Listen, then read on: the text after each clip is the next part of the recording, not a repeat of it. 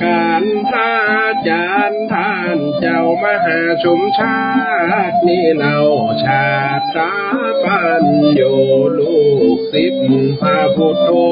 เป็นสงฆ์หนอเนาผู้ตังคิดเราอ่านปานิธาน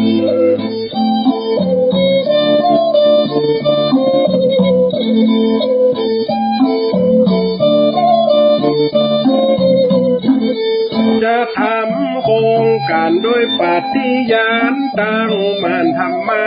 ยาตรานานเพื่อการศึกษานาเรียนหวังถ้าเพียนโรงเรียนหมู่บ้านพระอาจารย์ก็ปัญจะถามขึ้นมา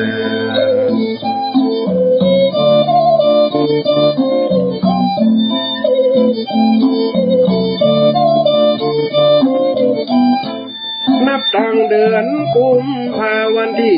16ว่าอันปี61นานที่ท่านทำมาเดินทำมายาตราทั่วจองทั่วบ้านเขตภาคเหนื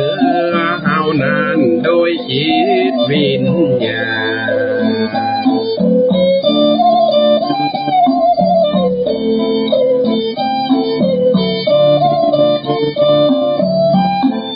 เพื่อการศึกษามีปัญหา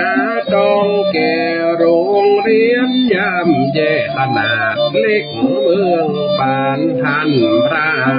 อาจารย์บรรทัดฐานกิ่งกล้าพอทานเห็นว่าการศึกษาสำคัญ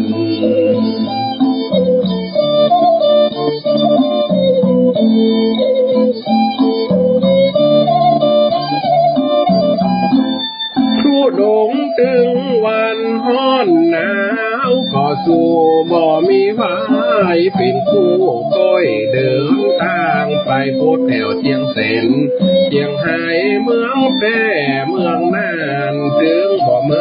ยบ่ข้านโพดเจียงใหม่ลำปาง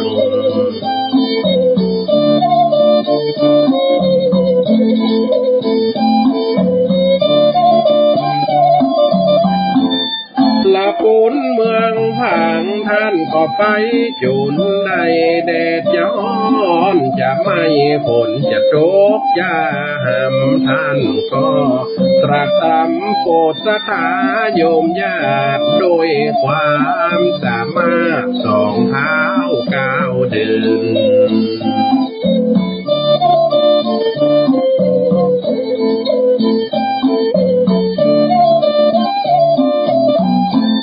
ปัจจัยและเงินที่พี่น้อ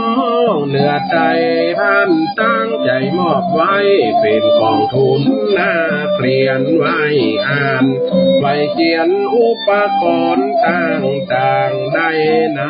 ำไปสร้างทุกอย่างคือทุน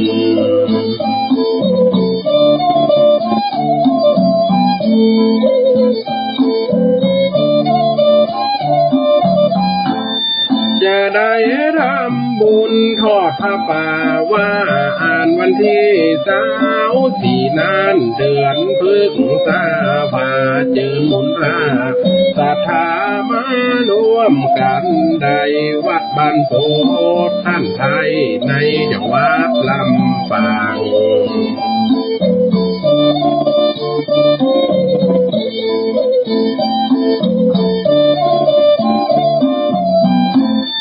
กุศลบุญตามที่วงวานได้สร้างเป็นแสงสว่างเกิดปัญญาญาณได้ปบปานดวงธรรมเจิดจ้าเหมือนเมาโสดหน่อฟ้าผู้มีปัญญา